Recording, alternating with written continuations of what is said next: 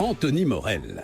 On va aller très très loin aujourd'hui dans les délires transhumanistes. Vous savez qu'il y a tout un courant de pensée dans la Silicon Valley, des gourous de la tech et des entrepreneurs qui ont pour obsession de vaincre la mort, de donner, en utilisant toutes les ressources de la technologie et de la science, une forme d'immortalité à l'homme. Et on est exactement dans cette ligne de pensée-là avec une start-up qui s'appelle Nectome. Nectome veut proposer à monsieur et madame tout le monde de sauvegarder son cerveau dans le cloud.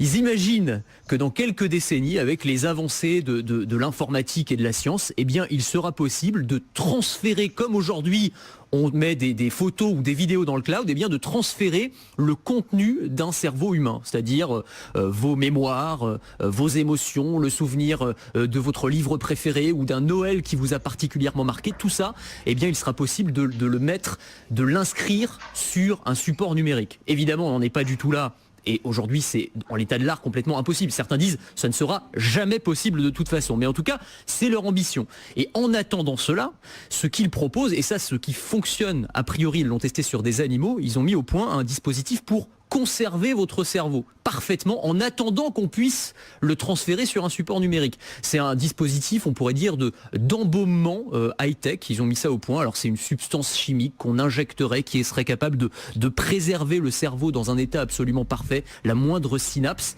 C'est une forme d'embaumement alors qu'il faudrait injecter... Mais contre les maladies dégénératives? Non, alors c'est ça le gros bémol, c'est qu'on injecte ça à la personne et la personne meurt. C'est-à-dire que c'est une forme d'euthanasie. C'est une forme d'euthanasie qui serait proposée en fait aux patients en fin de vie qui souffrent de maladies graves par exemple. On leur dirait bon bah vous allez mourir, autant choisir cette mort-là, donc on vous garde votre cerveau et peut-être que dans 50 ans, on pourra le transférer sur un support numérique. Mais à quoi ça sert? C'est quoi l'idée? C'est que les petits-enfants aillent consulter le cerveau du grand-père? Oui, ou alors de transférer ensuite ce support, je sais pas, dans un robot, dans un avatar virtuel et donner une espèce de deuxième vie à la personne, de lui permettre de survivre. Enfin, on est vraiment dans, cette thématique-là.